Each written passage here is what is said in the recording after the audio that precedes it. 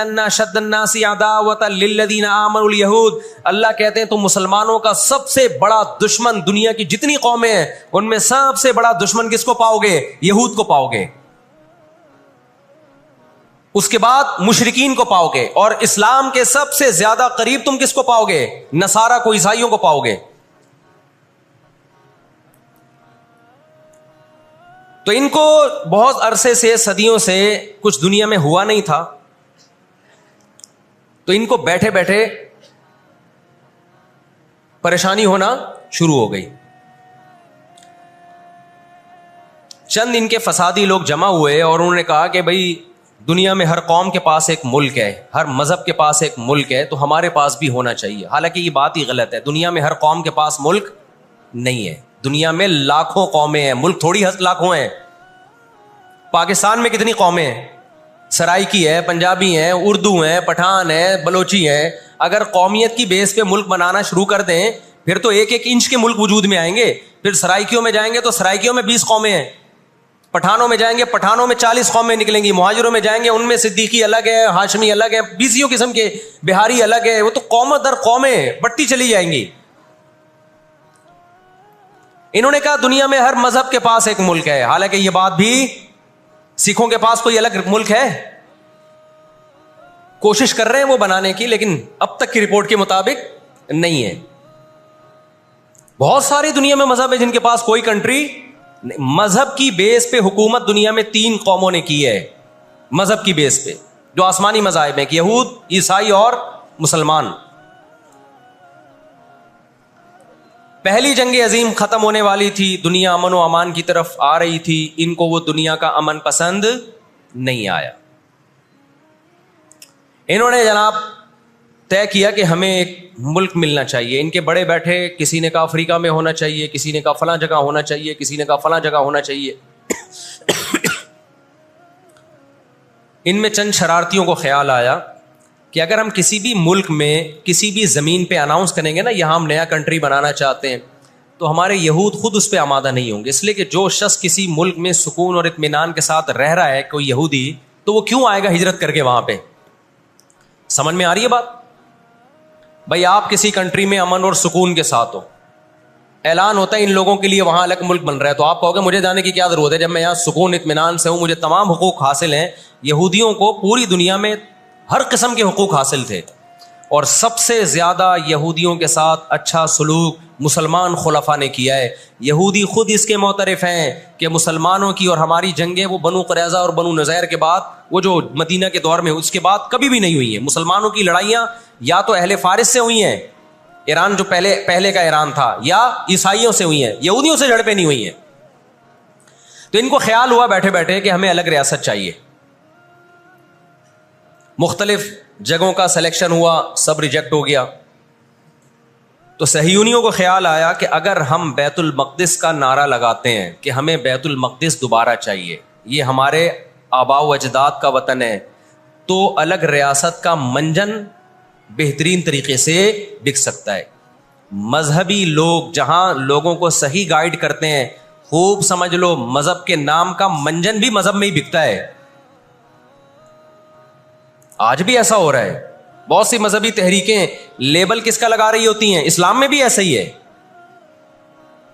جہاں اسلام میں آپ کو اچھی تحریکیں ملیں گی، وہاں ایسی تحریکیں بھی ملیں گی کہ لیبل کس کا لگایا جا رہا ہوتا ہے؟ مذہب کا، اور مقصد اس کے پیچھے دنیاوی مفاد ہوتے ہیں۔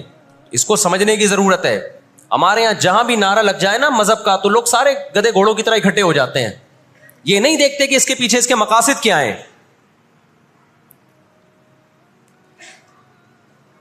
تو نعرہ یہ لگایا گیا، اللہ کرے میں جلدی سے مختصر ہسٹری سمیٹ دوں پھر آپ کے سامنے بات رکھوں۔ نعرہ یہ لگایا گیا کہ چونکہ بیت المقدس ہمارا تھا، یعقوب علیہ السلام، یوسف علیہ السلام، موسیٰ علیہ السلام اور جتنے پیغمبر گزرے، یحییٰ علیہ السلام، زکریا علیہ السلام، ان سب کا مرکز کون سی جگہ ہے؟ ارض مقدس فلسطین۔ تو فلسطین کے نام پہ پوری دنیا سے یہودیوں کو فلسطین میں جمع کرنا ہمارے لیے پاسبل ہے، مگر یہودی بکھرے ہوئے تھے، ان کے پاس اتنی طاقت نہیں تھی۔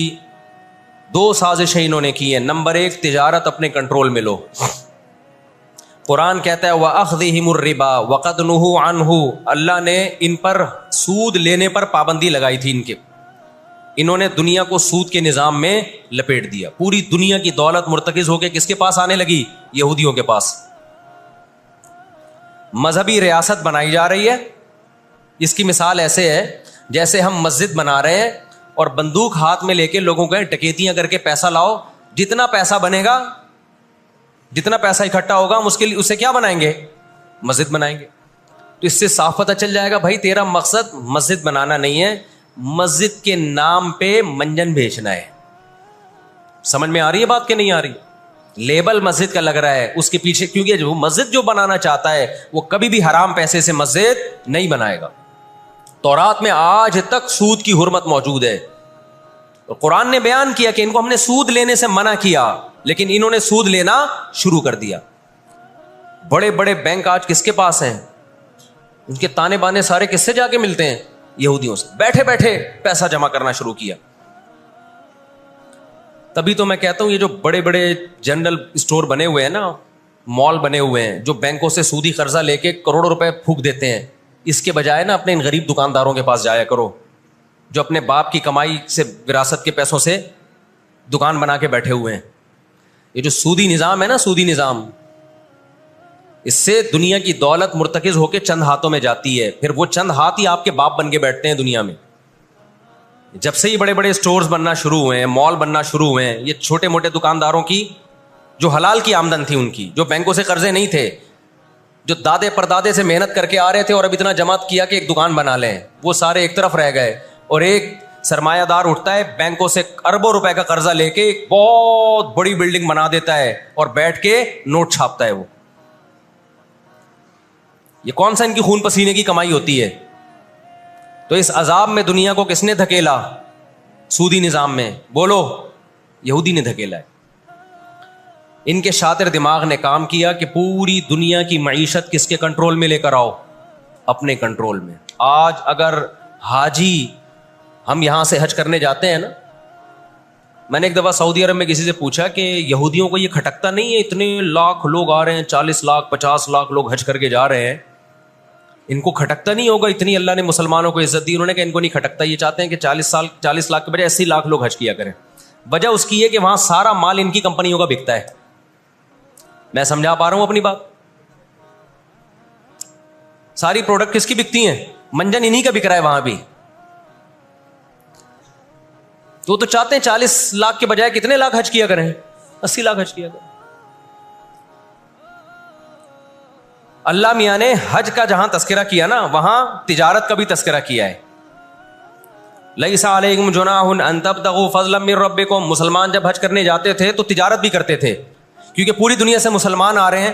ایک ملک میں ایک چیز سستی ہے، دوسرے ملک میں وہ مہنگی ہے، تو اس ملک والا یہ سستی چیز لے گیا، یہ والا یہ سستی چیز لے گیا، دونوں پارٹیوں کو پیسہ مل رہا ہے، حج بھی ہو رہا ہے، پیسہ بھی مل رہا ہے. صحابہ کو خیال آیا کہ یہ تو ہم حج کرنے جا رہے ہیں، اس میں ہم بزنس بھی اگر کرتے ہیں تو ہمارے تو حج کا اجر ضائع ہو جائے گا. اللہ نے فرمایا نا نا نا نا نا، اگر تم حج کے ساتھ تجارت بھی کرو گے، تجارت کا فائدہ بھی ملے گا اور حج کا بھی پورا پورا ثواب ملے گا تمہیں. کیوں؟ اللہ چاہتے تھے کہ حج کے ذریعے معیشت بھی مسلمانوں کی مضبوط ہو. اللہ تھوڑی مسلمانوں کو کمزور دیکھنا چاہتے ہیں. آج حج مسلمان کر رہا ہے، گناہ بھی معاف کروا کے آ رہا ہے، فائدہ کس کو ہو رہا ہے؟ یہودی کو ہو رہا ہے. میں نے وہاں سعودی عرب میں کسی بڑے سے پوچھا، میں نے کہا یار آپ مسلمانوں کی پروڈکٹ یہاں کیوں نہیں بیچتے؟ انہوں نے کہا ایک دفعہ ہم نے پاکستان سے مرغی منگوائی تھی،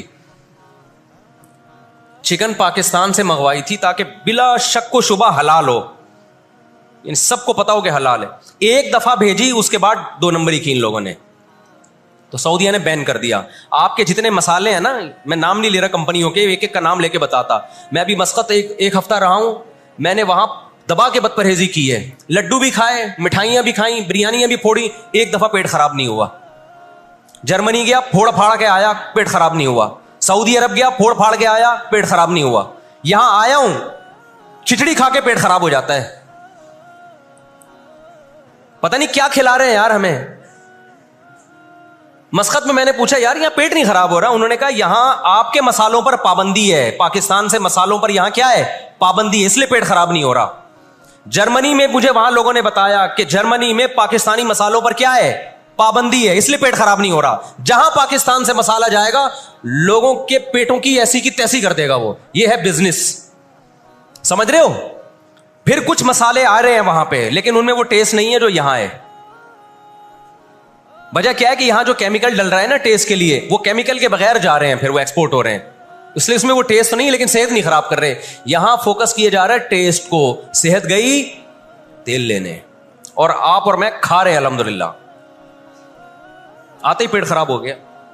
خیر, تو یہود نے کس کو, اب دیکھو یہود نے بڑی ایمانداری سے بزنس کیا کہ ہم ایسی پروڈکٹ مارکیٹ میں بیچیں گے جو ایک نمبر ہوگی, اور بہت ساری سازشیں بھی کی, ایسی ایسی سازشیں ہوئی ہیں. انہوں نے دیکھا کہ جو مسلمان کمپنی بہت زیادہ آگے بڑھ رہی ہے نا, آپ کو یاد ہے پولکا کمپنی, ایک پولکا کے ہم آئس کریم میں کھایا کرتے تھے بچپن میں, عیدی ملتی تھی. ایسی بڑی بڑی کمپنیوں کو جب دیکھا نا ترقی کر رہی ہیں, منہ مانگی قیمت دے کے خرید کے بند کر دیا کہ ایک دفعہ انویسٹ کر دو, اچھا خاصا لگا دو پیسہ, لیکن ان کو آگے نہیں بڑھنے دو.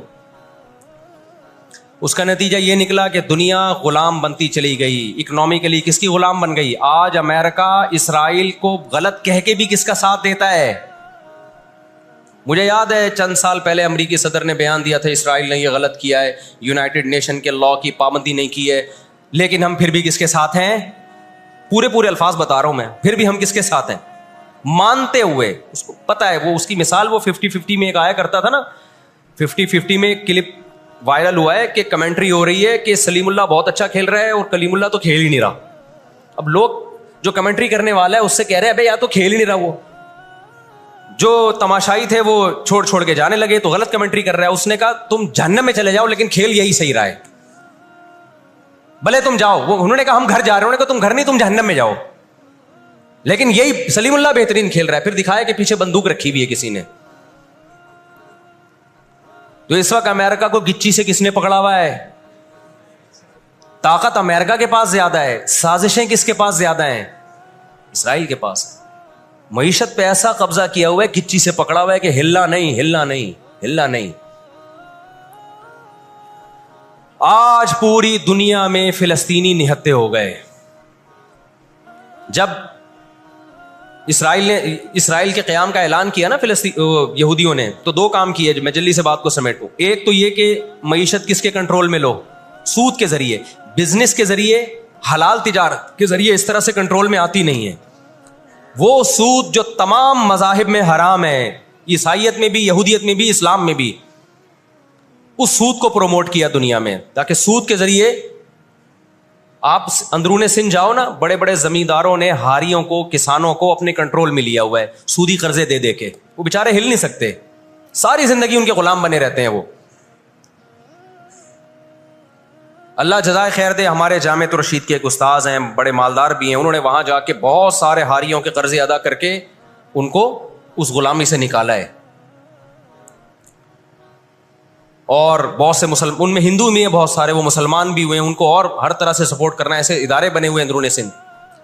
تو ایک کام تو یہ کیا کہ معیشت اپنے کنٹرول میں. دوسرا کام کیا کہ ان کو پتا تھا کہ جب تک بڑی طاقتیں ہمارے ساتھ نہیں ہوں گی اس وقت تک ہم اسرائیل کا قیام وجود میں نہیں لا سکتے. اس کے لیے سب سے زیادہ اسلام دشمنی میں برطانیہ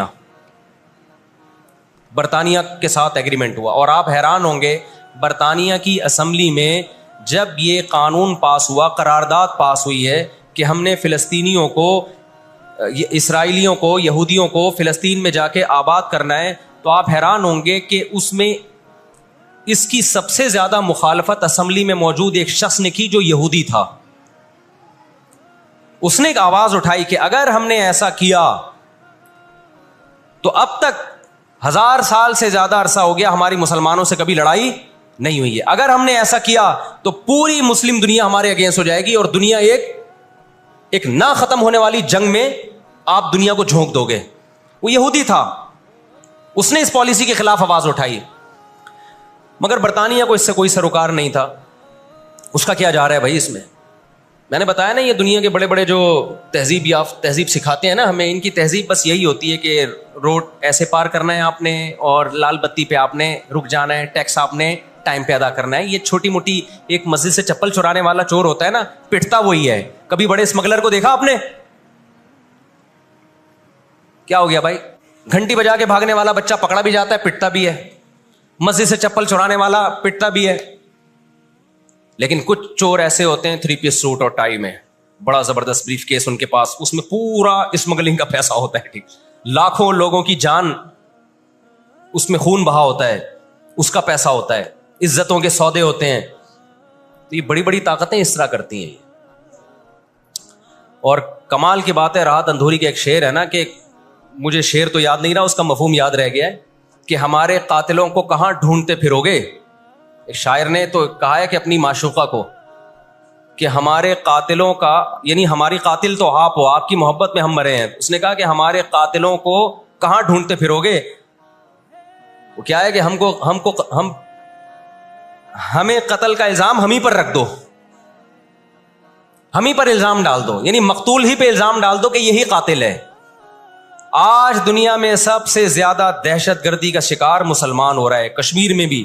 اور میں کشمیر کے بارے میں نیوز چینل کی رپورٹ پیش نہیں کر رہا, میں دنیا میں جاتا ہوں, مقبوضہ کشمیر کے مسلمانوں سے بھی ملتا ہوں.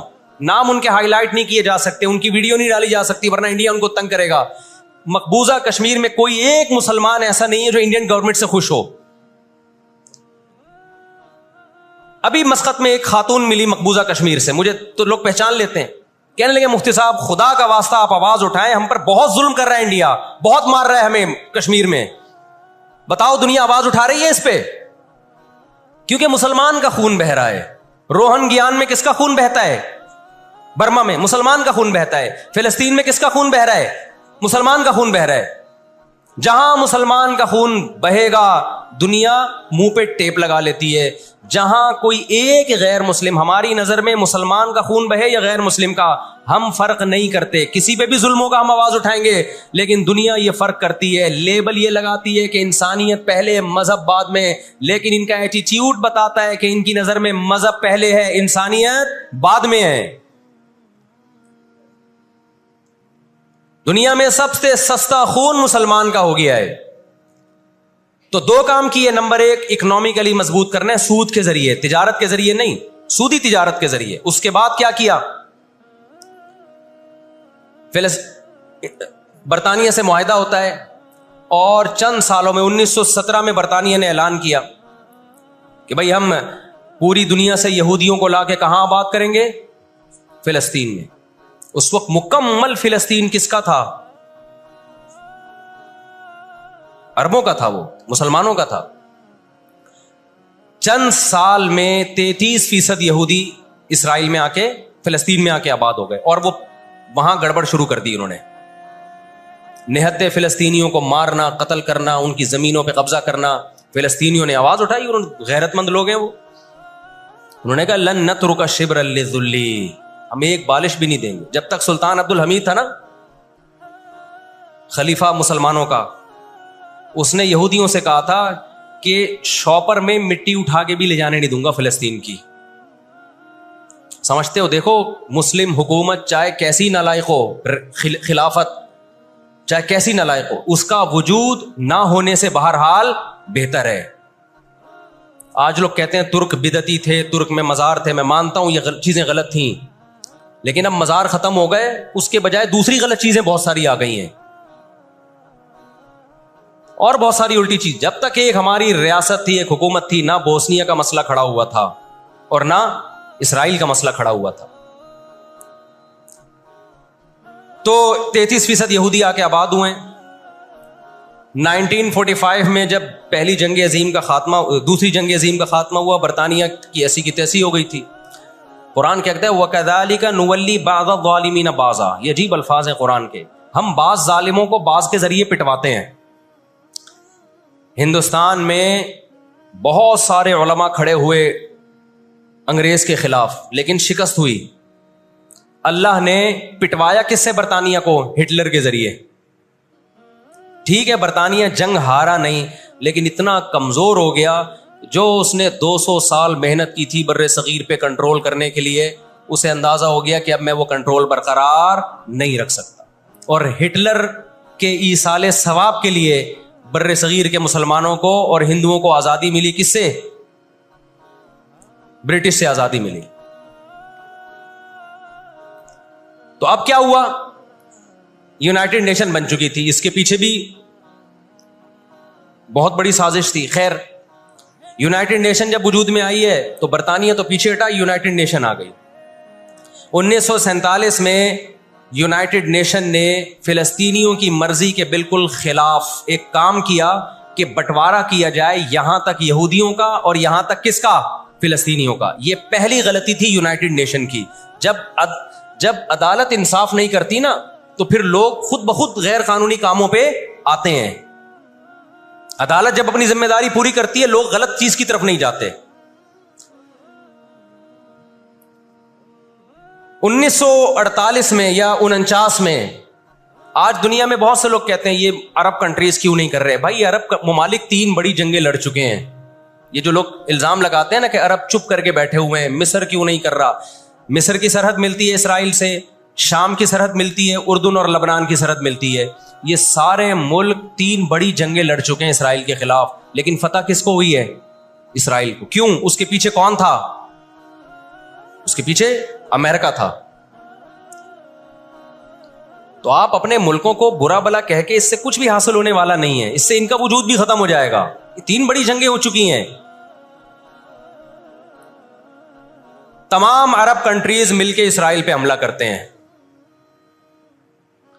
لیکن اس کے نتیجے میں نقصان کیا ہوا؟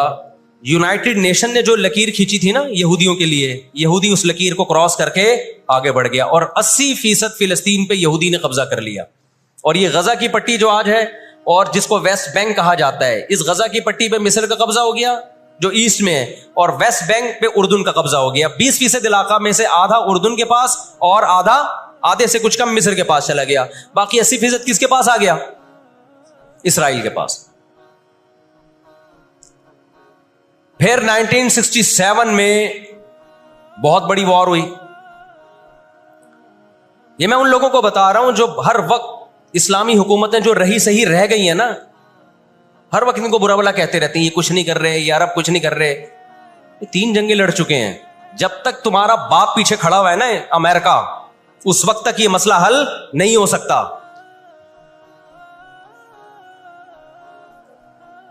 پیچھے وہ کھڑا ہوا ہے. اب کیا ہے کہ جی 1967 میں یہ تمام کنٹریز جو بھی اسرائیل کو گھیرے ہوئے ہیں یہ سب مل کے پلان بناتے ہیں, عرب متحد ہوتے ہیں کہ اسرائیل کو ایک ہی دفعہ میں صفحہ ہستی سے مٹانا ہے.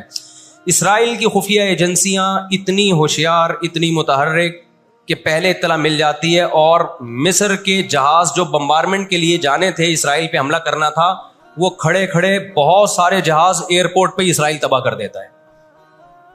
سمجھ میں آ رہی ہے کہ نہیں آ رہی ہے؟ وہ بہت بڑی پلاننگ سے آیا ہے بھائی. وَقَدْ مَكَرُوا مَكْرَهُمْ وَعِنْدَ اللَّهِ مَكْرُهُمْ وَإِنْ كَانَ مَكْرُهُمْ لِتَزُولَ مِنْهُ الْجِبَالُ. اللہ نے کہا یہ اسلام دشمن جب سازشیں کرتے ہیں, اتنی بڑی سازشیں ہوتی ہیں کہ پہاڑ اپنی جگہ سے ہل جائیں. یہ نا امیدی کی بات ہے, لیکن امید کی بات بھی ہے. اللہ کہتا ہے عند اللہ مکرہم, اللہ کو ان کی مکر اور تدبیر کا علم ہے. یہ مسلمانوں سے نہیں لڑ رہے, یہ کس سے لڑ رہے ہیں؟ اللہ سے لڑ رہے ہیں. تو خوشخبری کی باتیں بھی ہیں, وہ میں بتاؤں گا انشاءاللہ ابھی. تو عرب کو شکست ہوتی ہے, اور نقصان کیا ہوتا ہے کہ الٹا عربوں کے علاقے اپنے ہاتھ سے نکل جاتے ہیں. مصر کا بہت بڑا علاقہ چلا گیا, غزہ بھی خالی ہو گیا, ویسٹ بینک بھی خالی ہو گیا, اور یہ سارے علاقے کس کے قبضے میں چلے گئے؟ یہود کے. شام کے علاقوں پہ بھی یہود کا قبضہ, مصر کے علاقوں پہ بھی.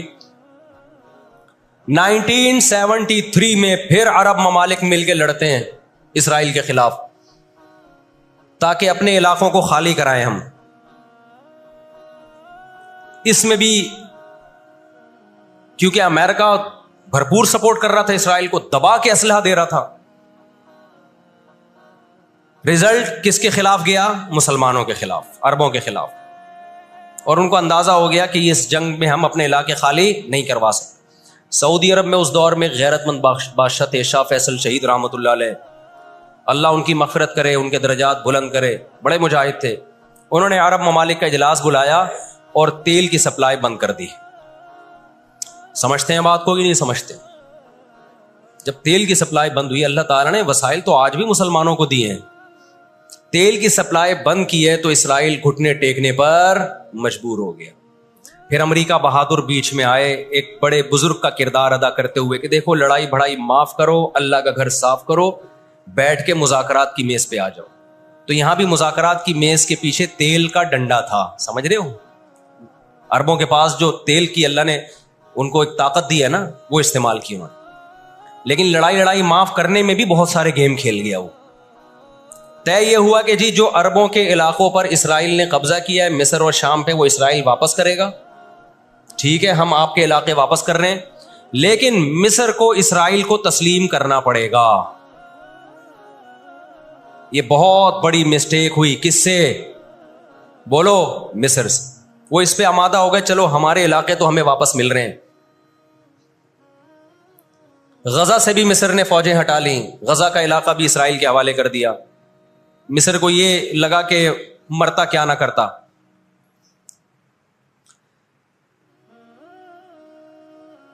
مصر نے جب یہ علاقے واپس کیے اور اسرائیل کو تسلیم کیا تو بہت سارے عرب کنٹریز مصر کے خلاف ہو گئے اور عرب اتحاد سے مصر کو نکال دیا. وہ جو بعد میں داخل بھی کر لیا, پھر 1989 میں دوبارہ داخل کر لیا. فلسطینیوں کو اندازہ ہو گیا کہ یہ ممالک جو کچھ کر سکتے تھے کیا ہے, اب ہمیں ہی کرنا پڑے گا. اب ہم دنیا سے کیا ہو گئے ہیں؟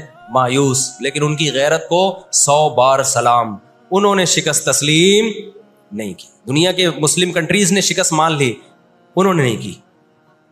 لڑتے رہے بالآخر غزہ کا علاقہ, غزہ سے یہودیوں نے اپنی فوجوں کو یہ غزہ آزاد کرایا. انہوں نے, کوئی ان کے ساتھ نہیں تھا, اکیلے لڑ رہے تھے. 2006 میں غزہ میں الیکشن ہوئے اور حماس بھاری اکثریت سے جیتتی ہے. امریکہ اور اسرائیل نے اس قانونی حکومت کو جو الیکشن کے ذریعے ہوئی ہے, میں نے بتایا نا ان کے قوانین ان کے لیے ہی ہوتے ہیں. ویسے جمہوریت الاپتے شاپتے رہتے ہیں, لیکن جہاں جمہوری طرز پر ان کی مرضی کے خلاف ہو جائے تو پھر جمہوریت نہیں چاہیے ان کو. جہاں آمریت سے کام چلتا ہے وہاں آمریت چاہیے. یہ سارے اصول اور ضابطے کس کے لیے ہیں بھائی؟ ہم غریبوں کے لیے ہیں, ہم غریبوں کے لیے. آپ کو پتہ ہے پاکستان میں کوئلے کی بلوچستان میں اتنی کانیں ہیں کہ 200 سال تک فری بجلی ہمیں مل سکتی ہے, لیکن دنیا ہمیں نکالنے نہیں دیتی کہ انوائرمنٹ, ماحول خراب ہوگا. جبکہ بہت سارے ملکوں میں کوئلے سے بجلی بن رہی ہے, وہاں کا ماحول خراب بولو نہیں ہوتا. سمجھتے ہو کہ نہیں سمجھتے؟ دنیا کے جو بڑے پیمانے پر جو بڑے بڑے دہشت گرد ہیں نا, وہ کچھ اور ہی ہیں. وہ چھوٹی چھوٹی مسجد سے چپلیں نہیں چراتے, بس ان کا ہم لوگ مسجد سے چپلیں چراتے ہیں اس لیے بدنام ہوتے ہیں. 2006 میں جب حماس بھاری اکثریت سے جیتی ہے تو امریکہ اور اسرائیل ان کی حکومت کو تسلیم کرنے سے بولو انکار کر دیتے. اچھا 1956 میں بھی لڑائی ہوئی ہے. آپ کو پتہ ہے وہ لڑائی کیسے ختم ہوئی؟ اسرائیل کو سپورٹ کیا برطانیہ اور فرانس نے. وہ پیچھے ہٹے رشیا کی دھمکی سے. روس کو اندازہ ہو گیا کہ یہ قبضہ کرتے چلے جا رہے ہیں اور ایک بہت بڑی پاور بن کے یورپ اور امریکہ اتحاد بن کے ہمارے سامنے آ جائیں گے, تو ہماری پوزیشن خراب ہو جائے گی. روس کون سا کوئی اتنا نیک انسان ہے وہ؟ لیکن قرآن کہتا ہے نا نولی بعض الظالمین بعضا, ہم بعض ظالموں کو بعض ظالموں ہی کے ذریعے پٹواتے ہیں. محلے میں ایک دادا گھوم رہا ہوتا ہے بدماشی کرتا, کمزور پٹ رہے ہوتے ہیں, اللہ دوسرے دادا کو پیدا کر کے اس کو پٹواتے ہیں اس سے, اور پھر کہتے ہیں تجھے کسی اور سے پٹواؤں گا میں. روس نے کون سا اچھے افغانستان میں جو بربریت کی, اس نے کس قانون کے تحت افغانستان میں گھسا تھا؟ وہاں بھی افغانی اس کے خلاف کھڑے ہوئے اور مار مار کے بھگایا اس کو. پھر جو آپ کے 40-42 ملک ابھی افغان طالبان کے ساتھ لڑ کے گئے ہیں, وہ کس قانون کے تحت آئے تھے بھائی؟ ایک شخص کو پکڑنے کے لیے, اسامہ بن لادن کو پکڑنے کے لیے آپ نے پوری ریاست کی ایسی کی تیسی کر دی. تو ان کے اپنے لیے اصول کچھ اور ہیں, ہمارے لیے اصول بولو کچھ اور ہیں. اس لیے انصاف اصل کب ہوگا میرے بھائی؟ آخرت میں. لیکن آپ کی اطلاع کے لیے آخرت سے پہلے دنیا میں بھی ایک دفعہ ہوگا, اور یہ ہمارے پیغمبر صلی اللہ علیہ وسلم کی بشارتیں ہیں. آج وہ فلسطینی نہتے ہو چکے ہیں, نہ مصر میں ان سے لڑنے کی طاقت ہے کیونکہ مصر 3 جنگیں لڑ کے ہار چکا ہے, نہ شام میں ان سے لڑنے کی, شام کے اندر تو خود ایسی سازشیں کی ہیں کہ اس کو کھوکھلا کر دیا. جو بھی طاقتور ملک تھے اسرائیل نے ان کو اپنے راستے سے پہلے ہی ہٹا دیا. اور یاد رکھو اسرائیل صرف فلسطین نہیں چاہتا ہے, یہ ہماری بھول ہے. اسرائیل گریٹ اسرائیل کا قائل ہے، جس میں بہت بڑا خطہ ہے جس پہ وہ قبضہ کرنا چاہتا ہے. یہ یہاں رکے گا نہیں. اگر آج ہم غزہ کو اسرائیل کے حوالے کر دیں کہ چلو دنیا میں امن آ جائے گا، ایک حکومت ان کو دے دی جائے، چند لوگوں کو کنٹرول ہتھیار ڈلوا کے ان کو کنٹرول دے دیا جائے، تو یہ آپ کی بھول ہے. قرآن کہہ رہا ہے وَيَسْعَوْنَ فِي الْأَرْضِ فَسَادًا، ان کی فطرت میں ہے کہ یہ زمین میں ہمیشہ فساد مچاتے رہیں گے. جو بات ہٹلر نے کہی تھی وہ قرآن 1400 سال پہلے کہہ چکا تھا. ہٹلر نے قرآن میں دیکھ کے نہیں کہی ہے، ہٹلر نے تو مشاہدہ کر کے کہی تھی یہ بات.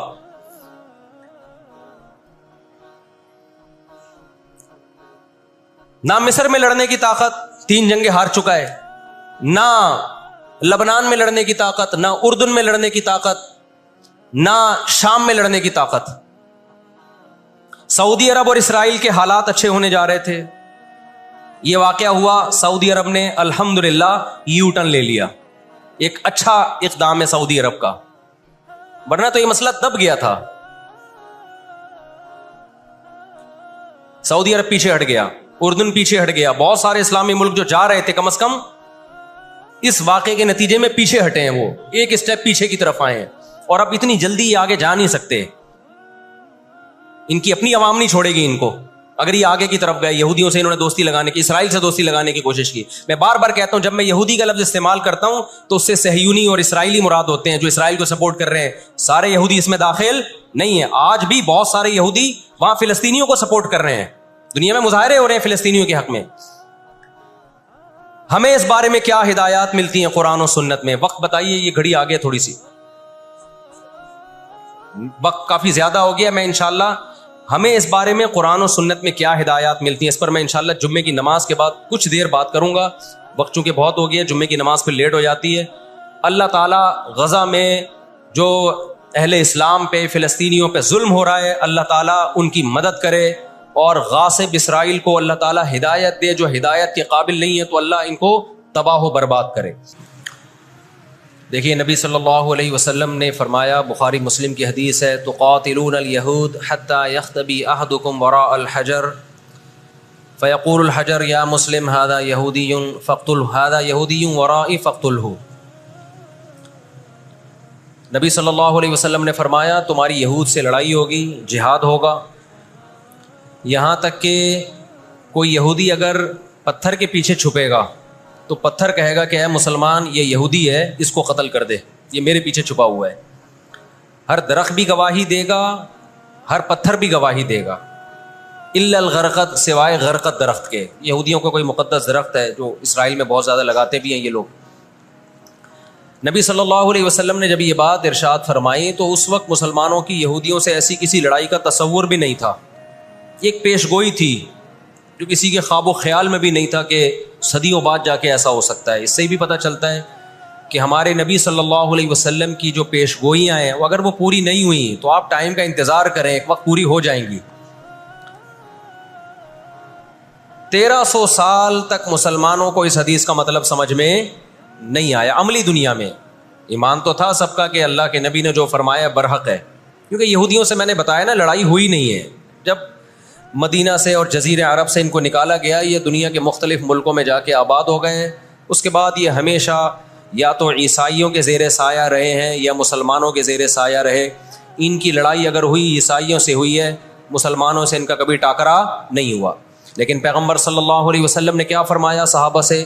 تقاتلون، تم لڑو گے. تم سے مراد یہ امت لڑے گی، ایک وقت آنے والا ہے اور ایسی لڑائی ہوگی، ایسی لڑائی ہوگی کہ حتی یختبی احدکم وراء الحجر، کہ پتھر اور درخت بھی یہودی کا ساتھ دینا چھوڑ دیں گے. آج دنیا جن حالات کی طرف جا رہی ہے نا، یہ ایسا لگتا ہے کہ اس حدیث کے پورا ہونے کا ٹائم آ گیا ہے. ہم جب قرآن مجید پڑھتے تھے، اب بھی پڑھتے ہیں، لیکن جب طالب علمی کے دور میں جب سمجھ کے پڑھنا سیکھا ہم نے، تو ہم جگہ جگہ قرآن میں دیکھتے تھے ضربت علیہم الذلہ، اللہ نے ان پر ذلت کو مسلط کر دیا ہے. میں بار بار کہوں یہودیوں سے ہماری مراد علی الاطلاق سارے یہودی نہیں ہیں، کیونکہ میرے بیان کو لوگ شارٹ کاٹ کے شارٹ کلپ بنا کے غلط چلاتے ہیں. ابھی میرا ایک بیان کسی نے چلایا، میں بیان میں کہہ رہا ہوں کہ عورت اور مردوں کی نماز میں جو فرق ہے کسی حدیث سے اگر ثابت نہیں ہے تو یہ بھی تو حدیث سے ثابت نہیں ہے کہ عورتیں صفا مروہ میں چلیں گی دوڑیں گی نہیں. یہ بھی تو حدیث سے ثابت نہیں ہے کہ عورتیں آہستہ لبیک کہیں گی. آگے میں نے پوری ڈیٹیل میں بات کی ہے. کسی نے میرا اتنا سا کلپ چلا دیا اور جواب میں کسی دوسرے کا کلپ چلا دیا کہ دیکھو فلاں فلاں حدیث تو ہے, فلاں حدیث تو ہے جس میں آتا ہے عورتیں صفا مروہ پہ چلیں گی. حالانکہ میں ان حدیثوں کا جواب اس کلپ میں دے چکا ہوں. نمبر 1 وہ مرفوع حدیثیں نہیں ہیں, نمبر 2 وہ صحیح روایتیں نہیں ہیں, من گڑت ہیں, یا تو بہت درجے کی ضعیف ہیں, اس قابل نہیں ہے کہ ان کو دلیل کے طور پہ پیش کیا جائے. لیکن شرارتی نے میرا آدھا کلپ چلایا اور دوسرے اسکالر کا میرے مقابلے میں لگا دیا. نیچے لوگ کہہ رہے ہیں مفتی کو حدیثوں کا نہیں پتا اور ان صاحب کو حدیثوں کا پتا ہے. تو آپ کر لیں جو مرضی کرنا ہے, قیامت میں اللہ حساب و کتاب لے لے گا. تو میرے کلپ لوگ ادھورے چلاتے ہیں. ہمیں اللہ کا شکر ہے, ان لوگ, ہم نہیں کہہ رہے ہم بہت بڑے فنٹر ہیں, یہ جو آج کل کے یوٹیوبرز آ رہے ہیں نا, جو نئے نئے اسکالرز آ رہے ہیں, ان سے قرآن کا بھی الحمدللہ زیادہ پتہ ہے, حدیثوں کا بھی ان سے الحمدللہ زیادہ پتہ ہے. ہم نے جن استاذوں سے حدیثیں پڑھی ہیں نا, ان کے 20-20 سال کے تجربے ہیں حدیث پڑھانے کے, اور وہ اردو میں نہیں پڑھاتے, وہ عربی میں پڑھتے ہیں, عربی میں پڑھاتے ہیں, اور اسماء الرجال کے بڑے بڑے علامے ہیں. سمجھتے ہو کہ نہیں سمجھتے؟ اور میں نے تو دور حدیث جو کیا ہے نا, دور حدیث ہم نے تو الگ ہی سٹائل میں کیا ہے. ہم پر تو پابندی تھی کہ جب حدیث کا سبق ہوگا تو ہم نے خود عربی کتابیں دیکھ کر, عربی شروحات دیکھ کر لیکچر کو تیار کرنا ہے. سند بھی خود پڑھنی ہے, سند کی بحث بھی, اور پوری بحث بھی خود ہی تیار کرنی ہے. تو اس سٹائل میں جب انسان حدیث پڑھتا ہے تو اس کی استعداد اور زیادہ بڑھ جاتی. آج کل کے جو نئے نئے اسکالر آ رہے ہیں, ان سے کہو کہ بغیر زبر زیر پیش کے نا حدیث کی ایک سند پڑھ کے دکھا دیں, مفہوم تو اگلی چیز ہے. تبھی ہم کہتے ہیں سامنے بیٹھ کے جو مسائل حل ہوتے ہیں نا, وہ یوٹیوب پہ کلپ بازیوں سے نہیں ہوتے. ان سامنے بیٹھتے نہیں ہیں لوگ. میرے 3 دنیا میں مناظرے ہوئے ہیں, 3, اور تینوں میں الحمدللہ اللہ نے مجھے فتح دی ہے. 3 ابھی چونکہ موضوع اسرائیل کا چل رہا ہے, یہ مناظروں کی بحث کرنا مناسب نہیں ہے, وہ میں پھر کسی اور وقت بتاؤں گا. لیکن مناظرے کچھ اصول اور ضابطے کے تحت ہوتے ہیں تو ہوگا. بغیر ضابطوں کے کوئی بھی آ کے بیٹھ کے مرغوں کی طرح لڑنا شروع کر دے, اس کو بحث مباحثہ نہیں کہتے, اس کو مرغوں کی لڑائی کہتے ہیں. تو مرغوں کی لڑائی میں ہم اپنے آپ کو نہیں دھکیلتے, ہم ٹرم اینڈ کنڈیشن فکس کر کے بات کرنے پر آمادہ ہوتے ہیں. سمجھتا ہے کہ نہیں سمجھتا؟ تو 3 ہوئے میرے, پھر کبھی بتاؤں گا انشاءاللہ. ابھی تو یہ اسرائیل کا ٹاپک زیادہ اہم ہے ان جھگڑوں سے جو آج کل کے اسکالرس کے چل رہے ہیں. تو بار بار میں کہتا ہوں, میرا کلپ ادھورا چلاتے ہیں نا, تو کوئی یہودیوں کے خلاف نہ چلائے. سارے یہودی ایک جیسے نہیں ہیں. ہم اسرائیل کے اگینسٹ ہیں, تو ہماری جو لڑائی ہوگی اسرائیل سے ہوگی. حدیث میں جس یہودی سے لڑائی کا ذکر ہے, اس سے مراد بھی کون سے یہودی ہیں؟ یہ فتنہ پرست اور شر پسند یہودی ہیں جو اسرائیل پہ غاصبانہ قبضہ, فلسطین پہ جنہوں نے غاصبانہ قبضہ کیا ہوا ہے. سمجھتے ہو کہ نہیں سمجھتے؟ تو آپ صلی اللہ علیہ وسلم نے فرمایا کہ تقاتلون الیہود, تمہاری جنگ کس سے ہوگی؟ یہود سے ہوگی. دجال کس کا سپورٹر ہوگا؟ بولتے کیوں نہیں؟ ابھی تو دجال آیا نہیں ہے اور آپ نے بولنا چھوڑ دیا ہے. جب آئے گا تو پھر تو اچھوں کی بولتی بند ہو جائے گی. کس کا سپورٹر ہوگا وہ؟ ہاں, میں عرض کر رہا تھا کہ ہم جب قرآن پڑھتے تھے, ضربت علیہم الذلہ, قرآن کہتے ہیں ہم نے ذلت ان کے اوپر دے ماری ہے, ان فسادوں کی وجہ سے جو یہ کرتے رہے ہیں دنیا میں, ان فسادات کی وجہ سے. ہم جب پڑھتے تھے ہم کہتے تھے اے اللہ آج تو یہودی ذلیل نہیں ہے. اسرائیل کتنا پاورفل ہے کہ گچی کس کی پکڑی ہوئی ہے اس نے؟ امریکہ کی. ہندوستان کو گچی سے پکڑا ہوا ہے. تو آج تو بڑی عزت ہے. میں نے اپنے استاد سے یہ سوال پوچھا, انہوں نے بڑا معقول جواب دیا, اور یہ تفسیر کی کتابوں میں بھی لکھا ہے.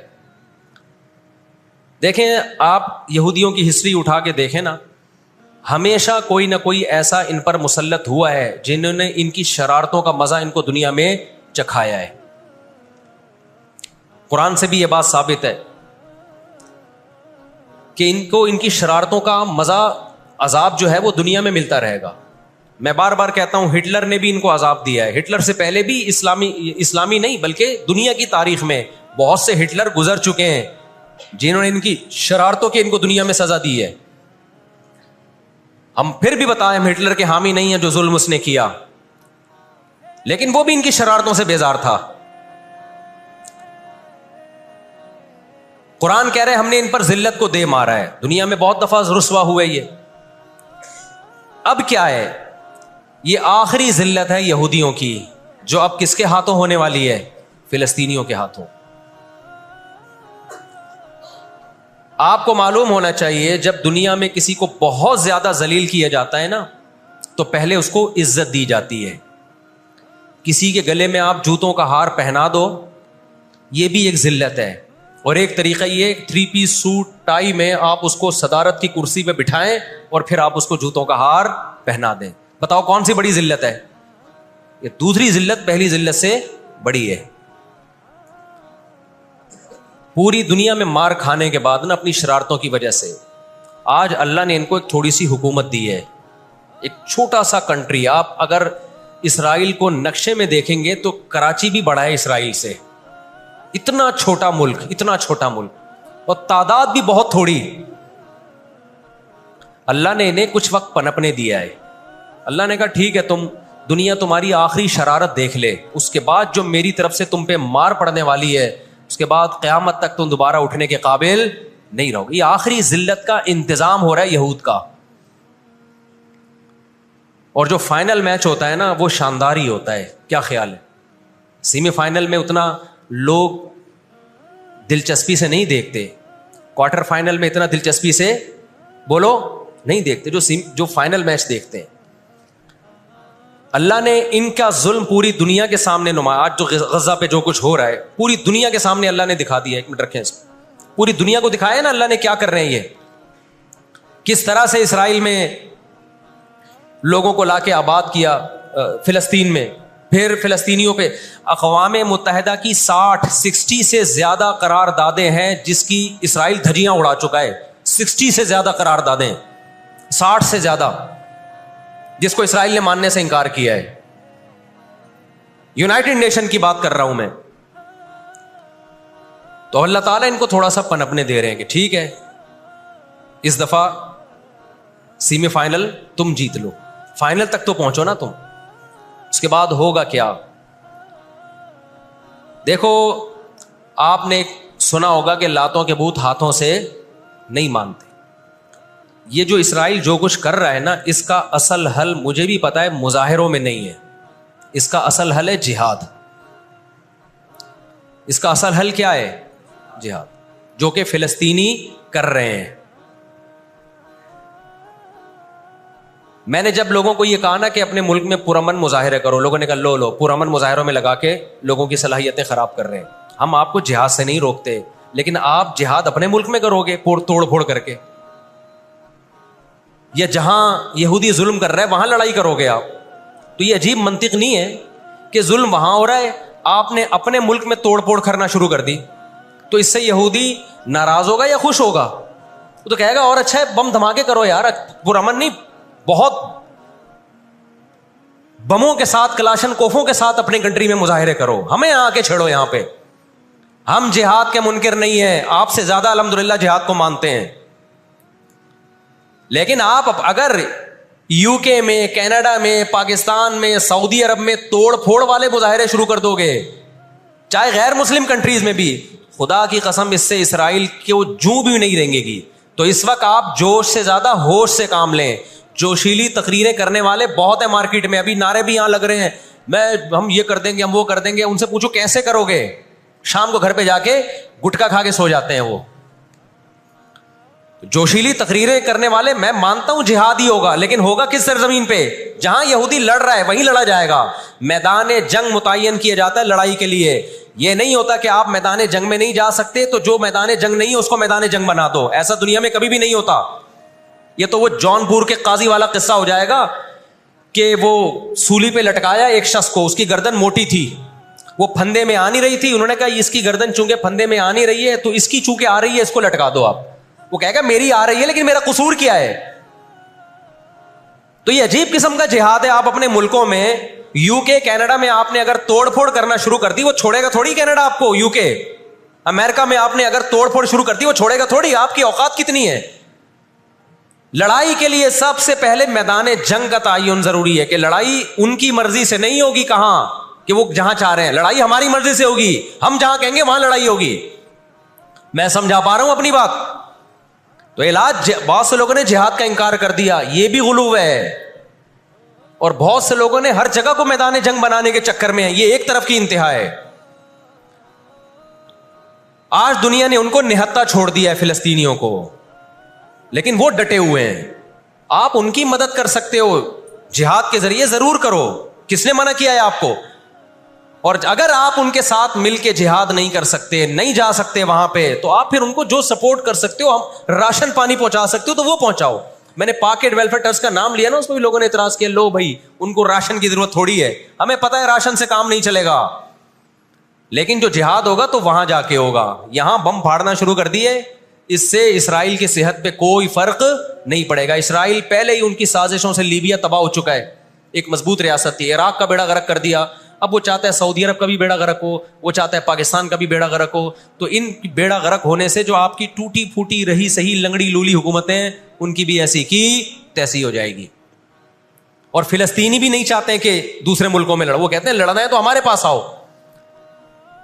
تو یہ اب جو دنیا جا رہی ہے نا جس طرف, ہو یہ رہا ہے. میں نے آپ کو قرآن کی آیت پیش کی تھی نا, وَكَذَلِكَ نُوَلِّي بَعْضَ الظَّالِمِينَ بَعْضًا, اللہ کہتے ہیں ہم بعض ظالموں کو بعضوں سے پٹواتے ہیں.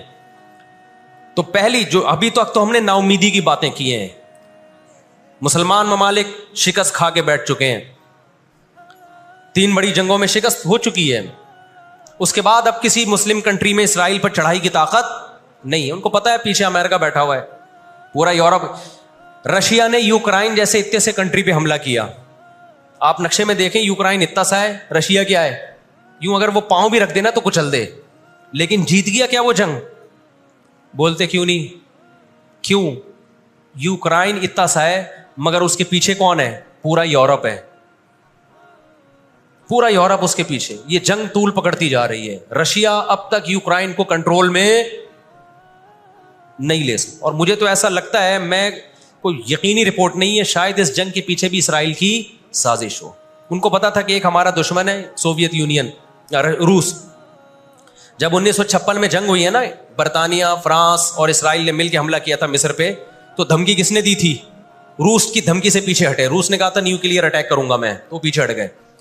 روس مسلمانوں کی خیر خواہی میں نہیں کر رہا تھا. روس کو یہ تھا کہ جب دنیا کا باپ میں بننا چاہتا ہوں تو تم دنیا کے باپ بننے کی کوشش کیوں کر رہے ہو؟ اگر یہ باپ بن گئے تو اس کو پتا تھا ہماری چودراہٹ ختم ہو جائے گی. تو اللہ ایک ظالم کو دوسرے ظالم سے پٹواتے ہیں. تو آج بھی رشیا, چائنا, وہ اسرائیل کے حق میں نہیں ہے. عین ممکن ہے اللہ مظلوموں کی آواز سے ایسے حالات پیدا کر دے کہ اس جنگ میں براہ راست کون کود پڑے؟ سوویت یونین کود پڑے. اور اگر سوویت یونین اس جنگ میں کود پڑا, جس کے پورے چانس لگ رہے ہیں, تو پھر یہ تیسری جنگ عظیم کی طرف معاملہ جائے گا. اور اس کے ذمہ دار مسلمان یا فلسطین نہیں ہوں گے, اس کے ذمہ دار ناجائز اسرائیل ہے, جس نے ناجائز قبضہ فلسطین پہ کیا ہے. اور پھر دنیا میں جو تباہی ہوگی نا, تباہی ہوگی, وہ میرے اور آپ کے تصور سے بھی زیادہ ہے. کیونکہ اب تلواروں سے یا صرف ہوائی جہازوں سے جنگ نہیں ہوتی, اب سب کے پاس نیوکلیئر ہتھیار ہیں, اب ایٹم بم چلیں گے. آج اگر دنیا انسانیت پہ رحم کھانا چاہتی ہے, آج اگر امریکہ, برطانیہ, جرمنی, فرانس, جو دنیا کے لیڈر کہلائے جاتے ہیں, آج اگر یہ چاہتے ہیں کہ انسانیت کو تباہی سے بچائیں, تو ان کو فلسطینیوں کا ہاتھ نہیں روکنا. ان کو کس کا ہاتھ روکنا ہے؟ جو اصل ظالم ہے نا یہودی, اس کا ہاتھ روکنا ہے. فلسطینیوں کے پاس اپنے دفاع کا پورا اخلاقی حق بھی ہے, مذہبی حق بھی ہے, قانونی حق بھی ہے. تو آج اگر یہ اسرائیل کا ہاتھ زبردستی روک لیتے ہیں تو دنیا بڑی تباہی سے بچ جائے گی. اور اگر یہ دنیا اسرائیل کا ہاتھ نہیں روکتی اور اس جنگ کو بند کرنے کی کوشش نہیں کرتی, تو بھائی جو تیسری جنگ کی طرف معاملات جا رہے ہیں, اس کے ذمہ دار یہ لوگ ہوں گے جو دنیا میں تہذیب کے ٹھیکیدار ہیں. یہاں تک بات سمجھ میں آ گئی کہ نہیں آ گئی؟ دوسری بات, ہمیں قرآن و سنت میں اس بارے میں کیا ہدایات ملتی ہیں؟ اللہ کہتا ہے میں نے یہود پہ ذلت کو مسلط کر دیا ہے. اس آیت میں اور اس حدیث میں جو میں نے تقاتلون الیہود والی حدیث پڑھی, اس میں مسلمانوں کے لیے خوشخبری ہے کہ اللہ تعالیٰ نے جیسے بنی اسرائیل انتہائی کمزور تھے, فرعون کا ظلم اور بربریت کا شکار تھے, اللہ سورہ قصص میں کہتے ہیں وَنُرِيدُ أَن نَّمُنَّ عَلَى الَّذِينَ اسْتُضْعِفُوا فِي الْأَرْضِ, ہم نے ارادہ کیا کہ زمین میں کمزور ترین لوگوں کو اٹھا کے زمین کا امام بنا دیں گے, طاقتور پہ غالب کر دیں گے. بہت دفعہ ایسا ہوا ہے, کم من فیۃ قلیلۃ غلبت فیۃ کثیرۃ باذن اللہ. اللہ کہتے ہیں دنیا کے نقشوں میں جو غالب ہوتا ہے, جس کی فتح اسباب کی دنیا میں یقینی ہوتی ہے, میں بہت تھوڑی سی جماعت کو طاقتور بنا کے دنیا کا امام بنا دیتا ہوں. ہمیں اللہ کی رحمت سے اور قرآن اور حدیث کی جو بشارتیں مل رہی ہیں اس سے پوری امید ہے کہ انشاءاللہ یہ جو ابھی حالات ہوئے ہیں یہ فلسطین کی شکست پہ منتج نہیں ہوں گے. انشاءاللہ یہ اسرائیل کی شکست پہ اور یہودیوں کی ہمیشہ کے لیے شکست پہ اس کا نتیجہ نکلے گا انشاءاللہ. اور نبی صلی اللہ علیہ وسلم کی وہ حدیث پوری ہوگی کہ تمہاری جو بڑی جنگ ہوگی, نبی نے کیا فرمایا, اس امت کی ایک جماعت ہمیشہ جہاد کرتی رہے گی. لا یزال طائفۃ من امتی ظاہرین علی الحق. ہر دور میں لڑائی ہوئی ہے, جہاد ہوا ہے. آپ اس ہسٹری اٹھا کے دیکھ, کہیں نہ کہیں جہاد ہمیشہ ہوتا رہا ہے. تو آج بھی ایسا ہوگا. اور بالآخر یہ معاملات اگر بین الاقوامی دنیا نے کنٹرول نہیں کیے تو نبی صلی اللہ علیہ وسلم کی پیش گوئیاں انشاءاللہ بہت جلد پوری ہونے والی ہیں. اور یہ جو ان کو عزت ملی ہے نا, یہ اصل میں بہت بڑی ذلت کی تمہید ہے. جب کسی کی بہت بڑی بےزتی کرنی ہوتی ہے تو اس کو پہلے بہت زیادہ عزت دینی پڑتی ہے. میں اکثر ایک واقعہ سناتا ہوں. ایک آدمی گیا کسی محلے میں, آ کے کہنے لگا اللہ کا شکر ہے اس علاقے میں میری عزت نہیں ہے. لوگوں نے اس میں شکر ادا کرنے کی کیا بات ہے. اس نے کہا اگر عزت ہوتی تو آج میری بہت زیادہ بےزتی ہو جانی تھی. آج میں نے ایسا کام کیا کہ میری بہت زیادہ بےزتی ہو جاتی. تو یہ ایک بہت بڑی ذلت کا پیش خیمائی. ہماری ذمہ داری ہے کہ ہم ان کے لیے دعا بھی کریں. اپنے ملک میں ہم پرامن احتجاج بھی کریں. غیر مسلم ریاستوں میں بھی احتجاج کی اجازت ہے, یہاں ہم نے پرامن ہی کرنا ہے. یہاں توڑ پھوڑ سے کوئی فائدہ ہونے والا نہیں ہے. جوش میں ہوش نہ چھوڑ دیں آپ. یو کے میں پابندی لگائی کہ آپ فلسطینیوں کا جھنڈا نہیں لہرا سکتے. لوگوں نے لہرانا شروع کر دیا. اس کا نتیجہ کیا نکلا, فلسطین آزاد ہو گیا. اس سے جنہوں نے لہرایا ان کو گورنمنٹ اٹھا کے لے گئی. تو تھوڑے بہت لوگ جو کچھ غیرت جن میں تھی وہ بھی اپنے آپ کو ہاتھ پاؤں کٹوا رہے ہیں اگر, تو فلسطینیوں کے لیے پھر احتجاج کرنے والا, آواز اٹھانے والا دنیا میں کون ہوگا؟ تو جو میدان جنگ ہے وہی میدان جنگ ہے, اور جو میدان جنگ نہیں ہے اس کو میدان جنگ بنانے کی کوشش نہ کرو. یہودی چاہتا ہے پوری دنیا میدان جنگ بن جائے, اسرائیل میں امن ہو جائے تاکہ میں بادشاہی کروں دنیا پہ. ہم چاہتے ہیں نہ, جو میدان جنگ آپ نے جس جگہ کو رکھا ہے ہم جنگ وہاں سے ہٹنے نہیں دیں گے. وہیں میدان جنگ ہوگا, وہی جگہ میدان جنگ بنے گی. اور آپ نے اپنی حکومتوں پہ دباؤ ڈالنا ہے, حکومتوں پہ پریشر. دیکھو اردن میں جب احتجاج ہوا ہے, اردن کا بادشاہ نے آ کے اسرائیل کے خلاف بیان دیا ہے. لوگ سمجھتے ہیں ان احتجاجوں سے کیا ہوگا, ان پرامن مظاہروں سے کیا ہوگا. ایسا نہیں ہے. ان پرامن مظاہروں سے حکومتوں پہ دباؤ پڑتا ہے. آپ جو کر سکتے ہیں وہ تو کریں نا, آپ جو کر سکتے ہیں وہ تو کریں. اور احتجاج اور مظاہروں کی کال سیاسی جماعتیں دیتی ہیں, مفتیان کرام نہیں دیتے. لوگ مجھے کہہ رہے ہیں آپ بلاؤ احتجاج کا دھرنا, ہم آئیں گے. مجھے پتہ ہے 4 آدمی بھی نہیں آئیں گے, 4 آدمی بھی نہیں آئیں گے ہمارے دھرنے پہ. یہ سیاسی جماعتوں کا کام, اور سیاسی جماعتیں بھی کر رہی ہیں, لیکن اور زیادہ کرنا چاہیے. حکومتوں کے کام ہوتے ہیں. سیاسی سطح پہ جو احتجاج جب گورنمنٹ لیول پہ ہوتا ہے وہ پاورفل احتجاج ہوتا ہے اور حکومتیں احتجاج جب کرتی ہیں جب ان کو پبلک کا ڈر ہوتا ہے. تو آپ سوشل میڈیا پہ, فیس بک پہ آپ احتجاج کے ذریعے دنیا کو دکھاؤ ہم فلسطینیوں کے ساتھ ہیں. خود بخود ایک فکر پیدا ہوتی ہے کہ یار جب میں اتنی بڑی حقیقت مانتا ہوں تو اس کا تقاضا یہ ہے کہ میں وہ بات بھی مانوں جو سامنے والا کہہ رہا ہے. تو قرآن یہاں بھی یہ کہہ رہا ہے کہ مشرکین سے بار بار کہلوا رہا ہے کہ بتاؤ بارشیں کون برساتا ہے, آسمان اور زمین سے روزی کون دیتا ہے.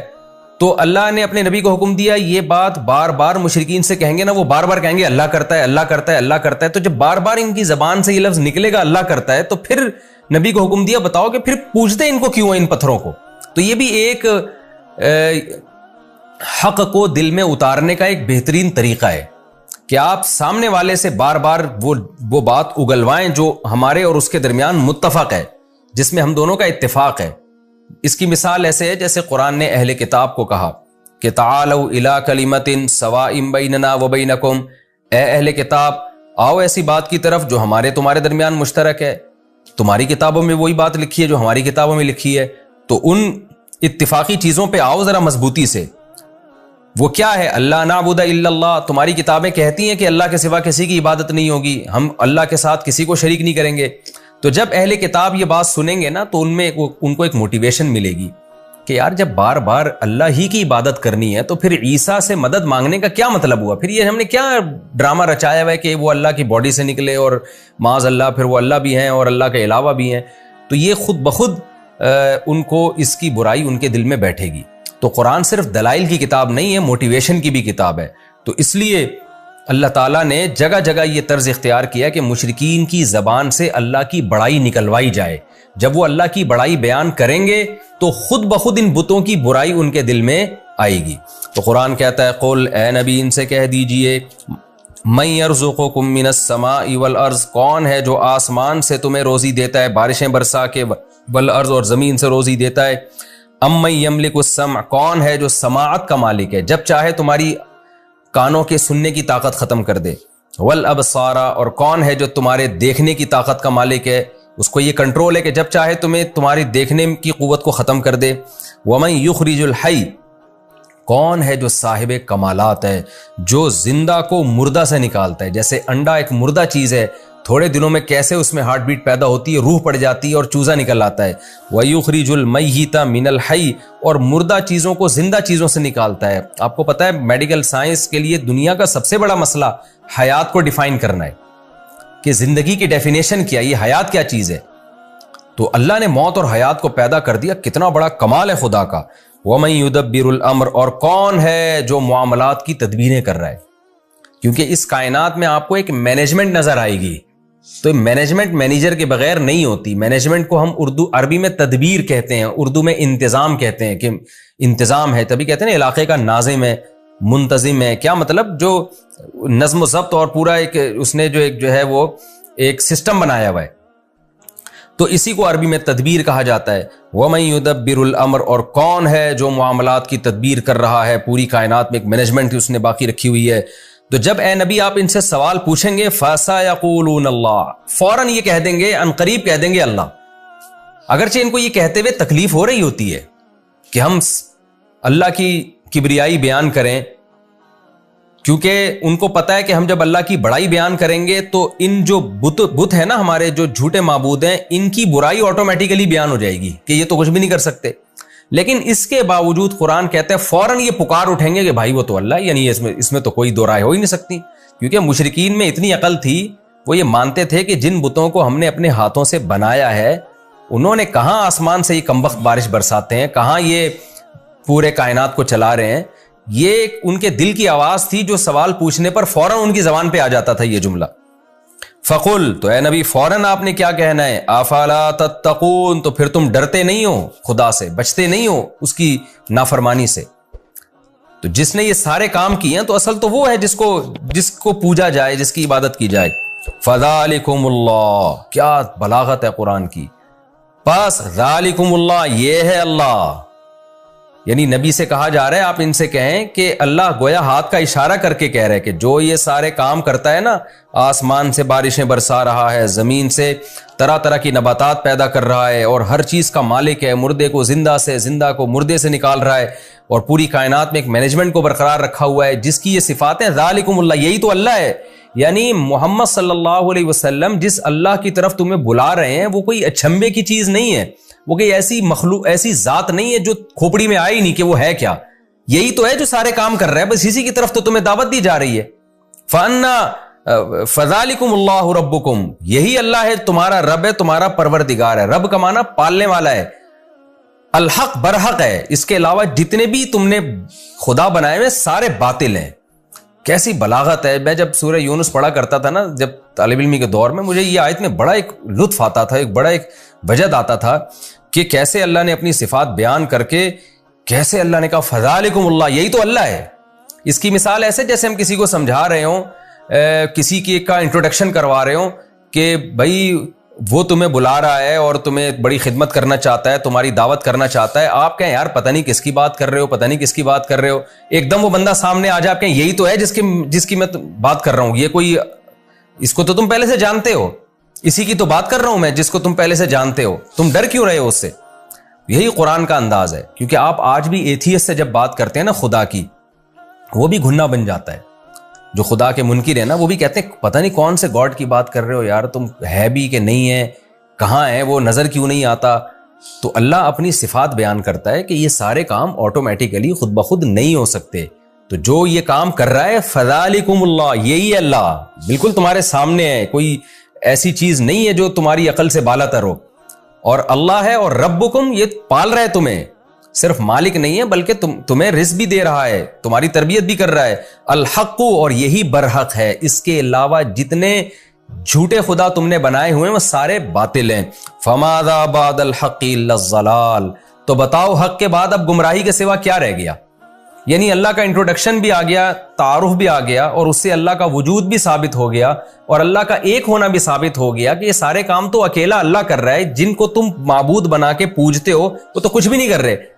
تو اللہ کا وجود بھی ثابت ہو گیا اور اللہ کا ایک ہونا بھی ثابت ہو گیا. تو اس حق کو اگر تم نہیں مانتے تو بتاؤ حق کے بعد گمراہی کے سوا کیا ہے. اس کا مطلب اس حق کو تم چھوڑو گے تو تم گمراہی کی طرف لے کے جا رہے ہو. یعنی یہ نہیں ہو سکتا کہ کوئی آدمی کہے میں تو نیوٹرل ہوں، میں نہ اللہ کو مانتا ہوں نہ میں نہیں مانتا، میں تو ویسی زندگی گزار رہا ہوں، مجھے کیوں گمراہ کہہ رہے ہو. نہ اللہ کہہ رہے ہیں جو حق کو نہیں مانتا تو وہ گمراہ ہے، جو حق کو نہیں مانتا تو اس کا مطلب وہ گمراہ ہے. فماذا بعد الحق، تو بتاؤ کیا چیز ہے حق کے بعد، الا الضلال، سوائے گمراہی کے.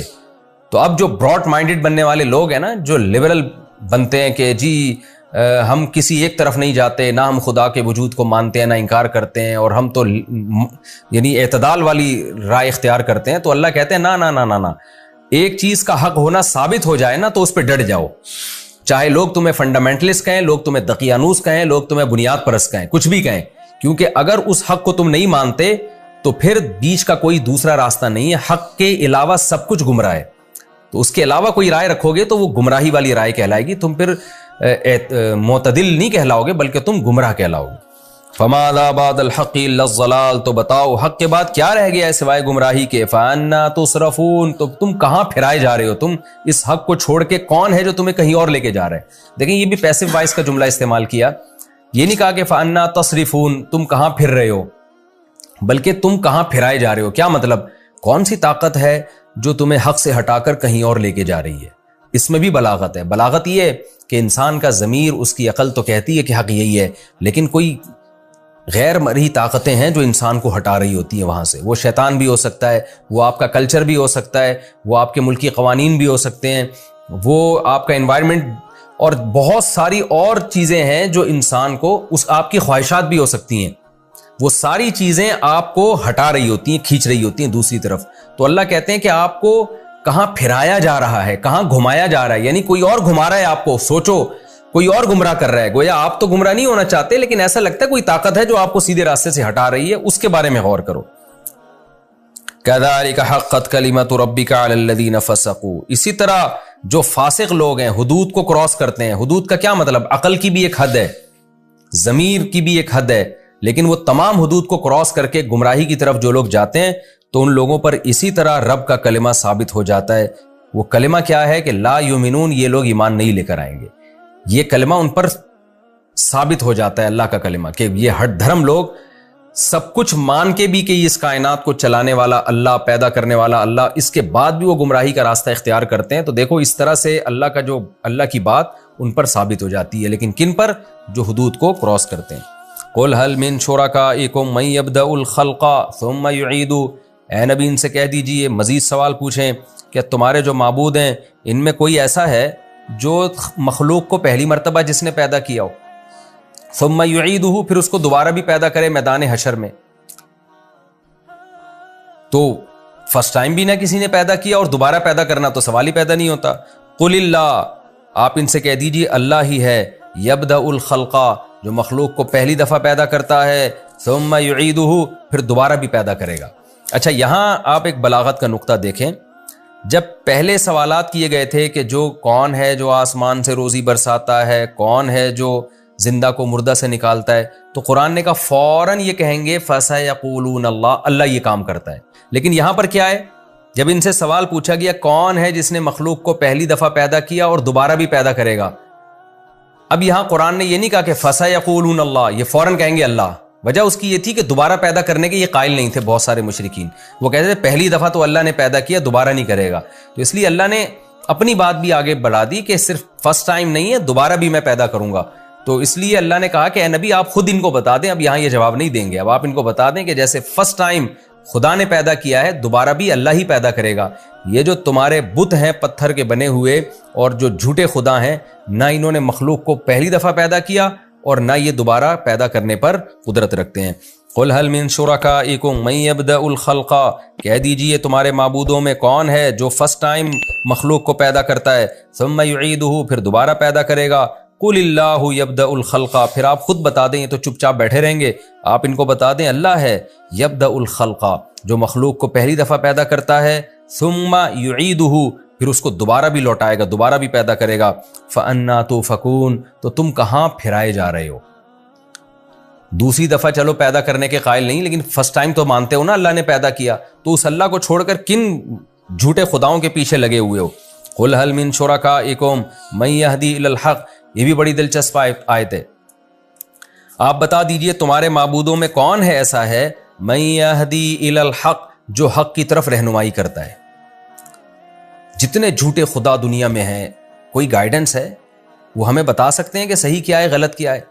اور جو اللہ ہے وہ تو ہمیں حق بتا رہا ہے, وہ بتا رہا ہے زنا بری چیز ہے, نکاح بری چیز نہیں ہے, سود بری چیز ہے, تجارت بری چیز نہیں ہے, شراب بری چیز ہے, اور حلال اور پاکیزہ اموال بری چیز نہیں ہے. وہ تو ہمیں جگہ جگہ گائیڈ کر رہا ہے. رشتہ داری توڑنا بری چیز ہے, جوڑنا اچھی چیز ہے. وہ ہمیں نماز بھی بتا رہا ہے کہ ایسے رب کی عبادت کرنی ہے, حج ایسے کرنا ہے, قربانی ایسے کرنی ہے. گائیڈنس آپ کو اسلام میں جگہ جگہ گائیڈنس ملے گی اور بہترین ہدایت ملے گی. تو قرآن کہہ رہا ہے کہ ان سے کہیں کہ ایک تو خدا ہے جو تورات میں, انجیل میں, قرآن میں گائیڈ کر رہا ہے, جس نے ابراہیم علیہ السلام کے ذریعے گائیڈ کیا لوگوں کو, بتایا صحیح کیا ہے غلط کیا ہے. اور ایک تمہارے جھوٹے معبود ہیں جو کمبخت ہزاروں سال سے چپ بیٹھے ہوئے ہیں, پھوٹتے نہیں ہیں منہ سے کچھ بھی, اور اگر کوئی ان میں زندہ معبود ہو وہ گائیڈ بھی غلط کر رہا ہوتا ہے. تو اب بتاؤ کس سے محبت کی جائے گی, کس کی عبادت کی جائے گی. قل هل من شرکائکم, آپ ان سے کہہ دیجئے کیا ہیں تمہارے معبودوں میں سے من, کوئی ایسا معبود ہے یہدی الی الحق, جو سیدھے راستے کی رہنمائی کرتا ہو.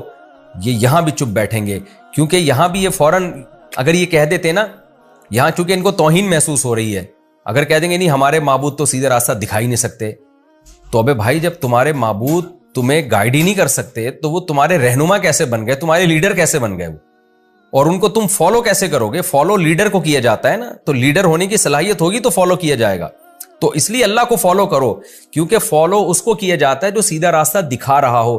جو بیچارہ خود گائیڈنس کا محتاج ہو وہ لیڈر کیسے بن سکتا ہے, اس کو فالو کیسے کیا جائے گا. قل اللہ یہدی للحق, آپ ان کو کہہ دیجیے اللہ ہے جو سیدھے راستے کی طرف رہنمائی کرتا ہے. اب قرآن یہ مقدمہ قائم کر کے, یہ دلیل قائم کر کے ایک اور بات پر استدلال کر رہا ہے کہ جو سیدھے راستے کی رہنمائی کرتا ہے بھلا وہ اس بات کا زیادہ حقدار ہے کہ اس کی اتباع کی جائے, یا جو بیچارہ خود جس کے پاس سیدھا راستہ نہ ہو جب تک کہ اس کو کوئی راستہ نہ بتائے. تو جو لیڈر ہی گائیڈنس کا محتاج ہے تو عوام اس کو کیسے فالو کرے گی. تو فالو اس کو کیا جاتا ہے جس کو سیدھے راستے کا پتہ ہو اور بتا رہا ہو. تو یہ صفت اللہ کے علاوہ کسی میں نہیں پائی جاتی. اور آج کے حالات میں تو آپ دیکھ لینا, جن قوموں کو ہم فالو کر رہے ہیں وہ خود ہدایت کی محتاج ہیں. کیسے کیسے قوانین وہ اپنے ملکوں میں پاس کر رہے ہیں. شراب کو انہوں نے لیگل کیا ہوا ہے, زنا کو لیگل کیا ہوا ہے. یہ تو خود ہدایت کی محتاج ہیں اور آج ہم نے ان کو لیڈر بنایا ہوا ہے. تو یہ آیت ان لوگوں کے لیے بھی ہے جو اسلام کو چھوڑ کر, خدا کو چھوڑ کر کسی اور قوم کو اپنا لیڈر سمجھتے ہیں اور اس کو فالو کرتے ہیں اور اس کی اتباع میں عزت محسوس کرتے ہیں. قرآن کہتا ہے افمن یہدی الی الحق, بھلا وہ ذات جو حق کی طرف رہنمائی کرے, احق, وہ زیادہ حقدار ہے, ان یتبع, کہ اس کی اتباع کی جائے, ام من, یا وہ زیادہ حقدار ہے, لا یہدی, جو خود سیدھے راستے پر نہ ہو, الا ان یہدا, الا یہ کہ اس کو ہدایت دی جائے. یعنی جب تک کہ اس کو ہدایت دی نہ جائے, وہ خود سیدھا راستہ متعین نہ کر سکتا ہو, تو اس کو کہاں سے فالو کیا جائے گا. فالو اس کو کیا جائے گا جو تمہیں سیدھا راستہ بتاتا ہے, اور وہ اللہ کے سوا کوئی بھی نہیں ہے. فما لکم, تو تمہیں کیا ہو گیا, کیف تحکمون, تم کیسے فیصلے کر رہے ہو کہ خدا کو چھوڑ کر, یعنی خدا کے علاوہ کسی کو بھی آپ لیڈر بنائیں گے نا تو یہ آیت سب پہ صادق آ رہی ہے. تو اس لیے قرآن کا یہ دعویٰ ہے کہ فالو صرف اللہ کو کیا جائے گا. خوب سمجھ لیں, محمد صلی اللہ علیہ وسلم کو جو فالو کیا جاتا ہے نا, آپ کی ذات کی وجہ سے نہیں, بلکہ اس لیے کہ آپ اللہ کا قانون لوگوں کو بتا رہے ہیں. ورنہ نبی صلی اللہ علیہ وسلم کی شخصیت بھی مقصود نہیں ہے. یہ بھی قرآن میں جگہ جگہ مضمون پہلے آ چکا ہے, کیونکہ آپ نے بار بار یہ بات کہی ہے قرآن میں کہ اے نبی آپ ان کو بتا دیجئے کہ میں بھی اس قانون کا پابند ہوں جو مجھ پر لازم ہو رہا ہے, مجھ پر نازل ہو رہا ہے. اگر میں اس کو فالو نہیں کروں گا تو مجھے بھی اللہ کے عذاب کا ڈر ہے. تو اس سے پتہ چلتا ہے ہم جو نبی کو فالو کرتے ہیں اس لیے کہ نبی اللہ کے حکام ہمیں بتاتے ہیں, وہ اللہ کی مرضی کے خلاف نہیں چلاتے. ورنہ اصل مقصد جو اسلام کا دعویٰ ہے صرف اور صرف اور صرف اللہ ہی ہے جو اس قابل ہے کہ اس کی اتباع کی جائے. اللہ کے علاوہ کوئی قابل اتباع نہیں ہے. وما يتبع اکثرهم الا ظنا, ان میں سے اکثر لوگ گمان کو فالو کرتے ہیں, دلیل کو فالو نہیں کرتے. گمان کیا ہے کہ کسی بابے نے بزرگ نے کہہ دیا کہ یہ معبود ہے اس کو فالو کرو, کسی نے کوئی قانون سازی کر کے دے دی, کوئی اس کو فالو کر رہا ہے.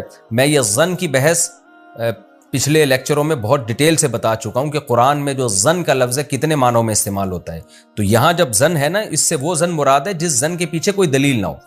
ظن اور گمان کی دو قسمیں, ایک ظن وہ جو ناشی یعنی دلیل ہوتا ہے, اس کے پیچھے کوئی نہ کوئی دلیل ہوتی ہے, اور ایک وہ ظن ہوتا ہے جو اٹکل پچو, وہ ہوائی باتیں فلاں سے سن لیا, جیسے آج کل ہے نا کالی بلی آگے سے گزر گئی تو یہ ہو جاتا ہے, کوا بیٹھ گیا تو یہ ہو جاتا ہے, جو فضول قسم کی چیزیں جن کے نہ کچھ سر نہ پیر. تو اللہ کہتے ہیں یہ لوگ بھی زیادہ تر ظن ہی کو فالو کر رہے ہیں, اور خدا کو جس کے برحق ہونے کے بے شمار دلائل ہیں اس کو فالو نہیں کر رہے, تو گمان کو فالو کر رہے ہیں. ان الظن لا یغنی من الحق شیئا, تو اس طرح کے جو ظن ہیں جن کی کوئی پیچھے دلیل نہیں ہوتی, یہ حق کا ذرا بھی فائدہ نہیں پہنچاتے, اس سے انسان کبھی بھی حق تک نہیں پہنچ سکتا. ان اللہ علیم بما یفعلون, جو کچھ یہ لوگ کر رہے ہیں اللہ اس سے باخبر ہے. وما کان ھذا القرآن ان یفترى من دون اللہ, اور یہ قرآن بھی ایسا نہیں ہے کہ اللہ کے سوا, اللہ کے علاوہ سے گھڑ دیا جائے اس کو, یعنی اللہ کے علاوہ کسی مخلوق کے ذریعے اس کو گھڑ کے لوگوں کے سامنے لا کے پیش کر دیا جائے, کوئی شاعر ہو جو یہ کلام پیش کر دے, ایسا بھی نہیں ہے. ولیکن تصدیق الذی بین یدی, کیونکہ نبی جب یہ قرآن پڑھتے تھے نا تو بلاغت تو اس میں بلا کی ہے, یہ عجیب آیتیں, مشرکین بڑے ہل جاتے تھے اندر سے. قرآن کہتا تھا من یرزقکم من السماء والارض, کون ہے جس نے آسمان اور زمین سے تمہیں رزق دیا, کون ہے جو تمہیں سیدھا راستہ دکھاتا ہے. تو لیڈر تو وہی ہو سکتا ہے جو سیدھا راستہ دکھائے. تو مشرکین کے ذہن میں ایک وہم آ سکتا تھا, وسوسات آ سکتا تھا, اور ہر دھرمی میں بھی یہ بات کہتے تھے کہ محمد صلی اللہ علیہ وسلم نے کلام گھڑ لیا ہے اپنی طرف سے, بڑا زبردست خوبصورت کلام کرتے ہیں, ہمارے سامنے دلائل کے انبار لگاتے ہیں, تو یہ بڑے بہترین شاعر ہیں, بڑی بلاغت ہے ان کے کلام میں, گھڑ لیا انہوں نے. تو قرآن اس کا بھی جواب دے رہا ہے کہ یہ شیطان تمہیں خدا کے کلام سے ہٹا رہا ہے.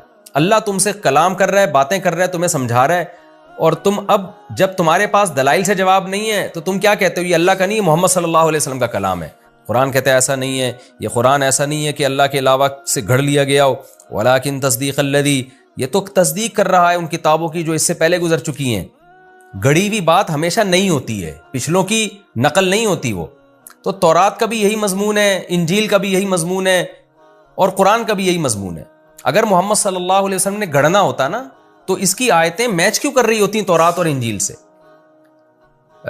ایک بڑے اسکالر گزرے ہیں ہندوستان میں, خطبات بہاولپور کے نام, ڈاکٹر حمید اللہ, ان کی بڑی ریسرچ ہے آسمانی کتابوں پہ بھی. انتقال ہو گیا, اللہ ان کی مغفرت فرمائے. خطبات بہاولپور کے نام سے ان کے بڑے زبردست لیکچرز ہیں, میں نے بچپن میں پڑھے تھے وہ. ان کی دنیا میں ٹریولنگ بہت ہے, انہوں نے تورات انجیل پر بھی بڑی ریسرچ کی ہے. انہوں نے یہ بات اپنے مقالے میں لکھی ہے کہ آج دنیا بھی اس پر حیران ہے کہ قرآن, تورات اور انجیل, ان میں ان کا جو انداز بیان ہے نا وہ سیم ہے.